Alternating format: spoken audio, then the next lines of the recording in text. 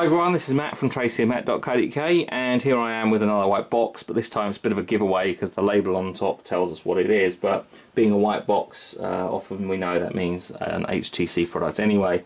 So inside I have the Desire 816. Obviously this isn't retail packaging by any means, there's nothing else in the box, so not the truest of unboxing videos by any means, but I wanted to take a look at the Desire 816 nevertheless. So the 816, taking the Desire name, which obviously has been used quite a lot by HTC and has done them proud. This was announced back at MWC in Barcelona earlier this year, fairly quietly actually. There wasn't too much of a big thing made of it. It's available on some of the UK networks already, and obviously SIM free, but a decent looking phone. So I'm going to just do a quick rundown for you. So on the front, at the top we have a forward facing camera, which is the secondary forward facer is a 5 megapixel capable of 1080p video recording. It's a wide angle. I'm not sure if it's identical to the one that we find on the HTC One M8, but certainly in terms of pixel count it is, and it's probably fairly likely that it is the same camera. The display is a 5.5 inch, so a decent size, quite a sizable phone as well. A 5.5 inch display is a 720p, so 720 by 1280 pixels. Really nice sort of size. I think 5.5, even I'm sort of growing towards liking the larger display devices, and I think they are obviously becoming a lot more widespread and a lot more commonplace. In terms of size, 156.5mm top to bottom, just under 79mm wide, and only 8mm thick. So as you can see, they're really thin handset. And in terms of weight, not really that heavy either, 165 grams, which isn't too bad really for the size of device. And we do have Super LCD 2 is the actual display technology, and you know, the Sense user interface is Sense version 6. Walking around the outside, I think that indeed is the power, and we have the up and down volume control.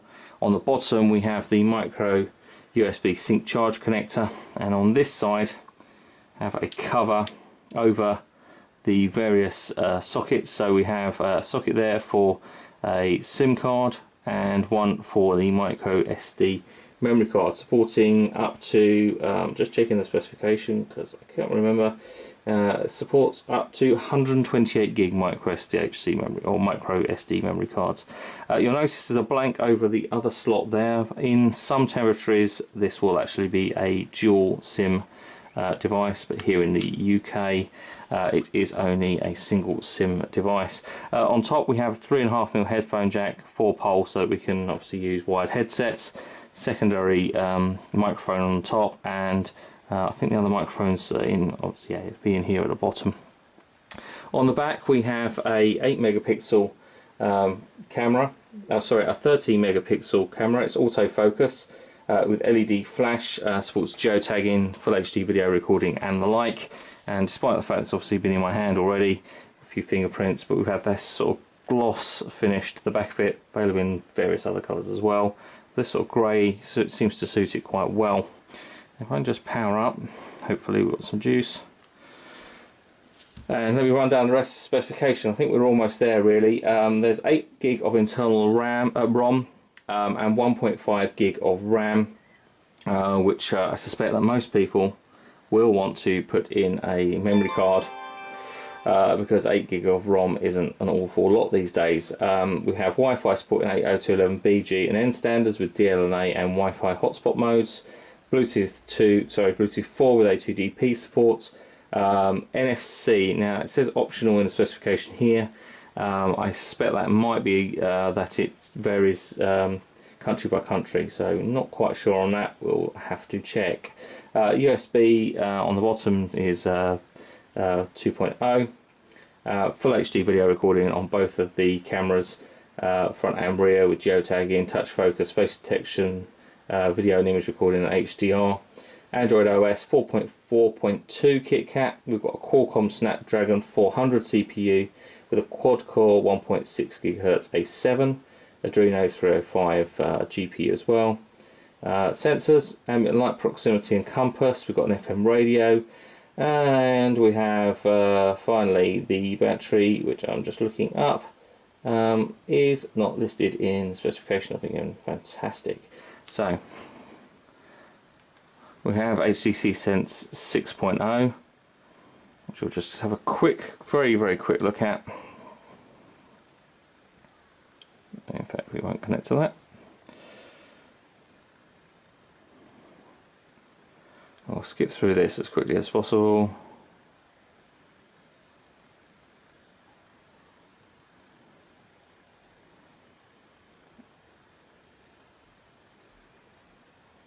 Now we'll skip all of this stuff as much as we can.